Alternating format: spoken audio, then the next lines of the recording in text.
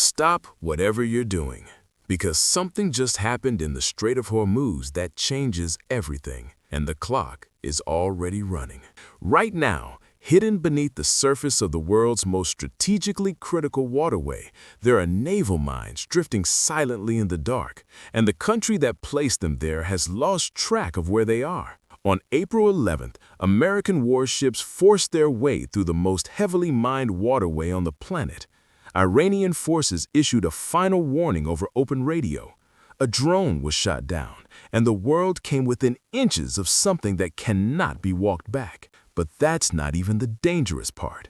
The dangerous part is what's still sitting at the bottom of that strait right now. Hundreds of naval mines, placed by Iran, no longer under anyone's control, drifting with the currents toward the hulls of supertankers carrying 20% of the world's daily oil supply. One detonation, that's all it takes.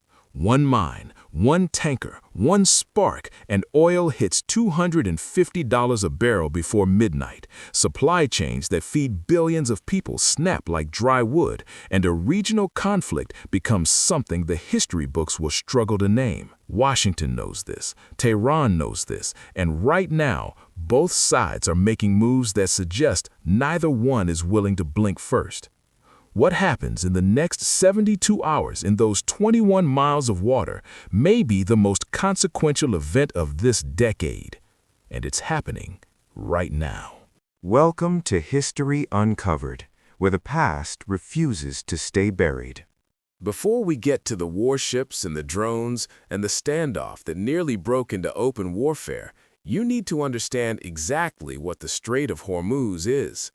Because without that context, none of what follows will hit as hard as it should. Picture a bottleneck, a narrow, curved channel of seawater wedged between the southern tip of Iran and the northern coast of Oman. At its narrowest point, just 21 miles across. That's roughly the distance you'd drive to grab groceries in a sprawling American city, barely a scratch on a world map.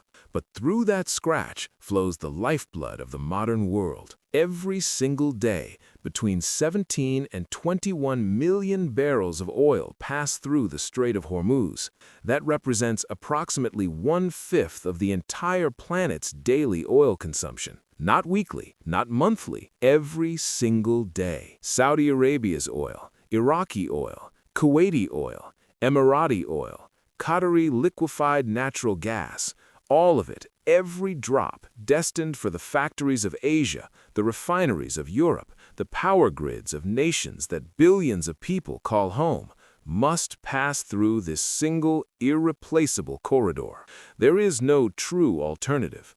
The Suez Canal is already stretched beyond capacity and fighting its own security nightmare from Houthi attacks in the Red Sea. The Cape of Good Hope route adds 10 days of sailing and doubles fuel costs. Overland pipelines exist, but cannot carry even a fraction of the volume that flows through Hormuz daily. This is what military strategists call a choke point. And throughout history, whoever controls a choke point controls the world. The Romans understood this with the Mediterranean, the British understood it with the English Channel, and Iran, sitting directly on the northern shore of the Strait of Hormuz, has understood it for decades. This is not just geography. This is Iran's ultimate weapon, its insurance policy, its nuclear option that doesn't require a nuclear bomb. And in the months leading up to April 11th, Iran pulled the trigger on it. To understand what America walked into on April 11th, you need to go back to when the trap was first being laid. The Islamic Revolutionary Guard Corps Navy, the IRGC's maritime arm, a force that operates more like an aggressive guerrilla unit than a conventional navy, began deploying mines into the strait using small, fast patrol boats. The kind of vessels that are hard to track on radar, hard to intercept in time, hard to stop once they've committed to a run. They moved quickly, deliberately, and, crucially, without the precision that professional mine-laying operations typically require. This matters enormously. Professional naval minefields are charted, coordinates are recorded, corridors are left open so your own ships can navigate safely. The mines are anchored at specific depths, at specific intervals, in patterns that maximize danger to the enemy while preserving control for the operator. What the IRGC did was different.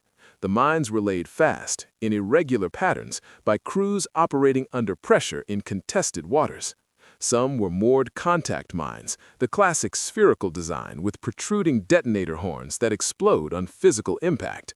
Others were far more sophisticated, magnetic influence mines that detonate when a large metal hull passes overhead, acoustic mines triggered by the sound signature of a ship's engines, and pressure mines activated by the change in water pressure as a vessel moves above them. Modern, lethal, and, once deployed, almost impossible to find without specialized equipment. But here is where Iran's strategy began to devour itself. The Persian Gulf is not a calm, predictable body of water. It has deep, powerful bottom currents that shift seasonally. It has tidal movements that push and pull with surprising force, and the mines that the IRGC laid, many of them, were caught by those currents and dragged miles from their original positions. Some broke free from their moorings entirely and became drifting mines, the most dangerous and unpredictable form of naval explosive in existence. A drifting mine follows no pattern. It obeys no plan. It goes where the water takes it, and it waits there, invisibly, for something large enough to trigger it. Iran seeded the strait with these weapons, and then the sea took them.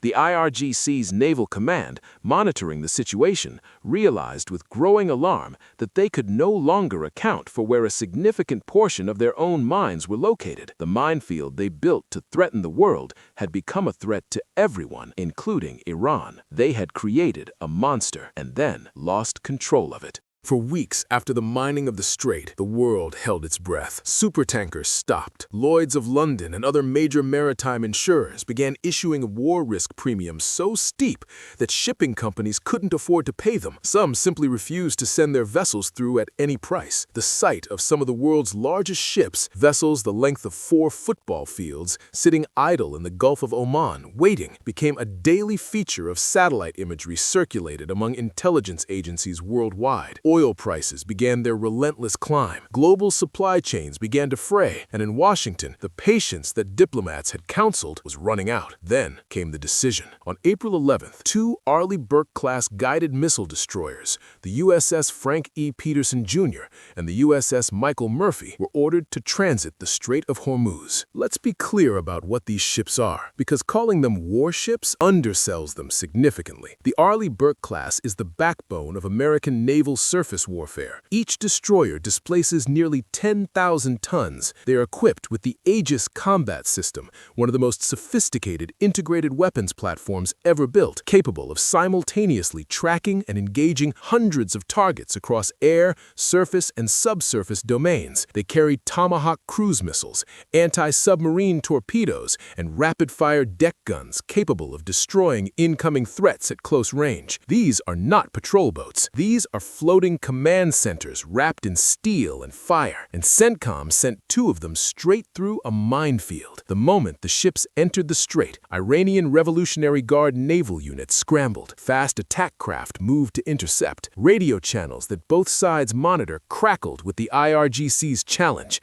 Direct, hostile, unmistakably a threat. This is your final warning. Turn back immediately. The American response was measured but absolute. The ships were operating in international waters, in compliance with international maritime law, and they would continue their transit. There would be no turning back. The standoff escalated. At the height of the confrontation, U.S. forces reportedly destroyed an Iranian-directed drone that had approached the formation. Tehran, broadcasting a very different version of events to its domestic audience, claimed the American ships had received the warning and retreated in humiliation. The satellite imagery, the CENTCOM statements, and the subsequent movements of 3 supertankers that crossed Hormuz in the destroyer's wake told the real story. America had not retreated. America had pushed through, and behind the warships, beneath the surface, the real operation was just beginning. The guided missile destroyers were the headline. The autonomous underwater vehicles are the story. CENTCOM officially announced the launch of a mine clearing clearing operation in the strait, deploying unmanned underwater drones into the very waters the IRGC had seeded with explosives. And this is where military technology meets something almost cinematic in its precision and danger. These autonomous systems, some resembling large torpedoes, others built like flattened rays gliding along the seabed, are equipped with sonar arrays capable of detecting the magnetic and acoustic signatures of mines buried in sediment or hovering in the water column. They map, they identify, they mark, and in some configurations, they neutralize. They move slowly, methodically, without the limitations of human endurance or the vulnerability of a human body. They can work in water too shallow for submarines, too dangerous for manned vessels, too murky for visual inspection. But make no mistake, this is not a fast process. Clearing a minefield of this scale in a waterway this complex with mines that have drifted to unknown locations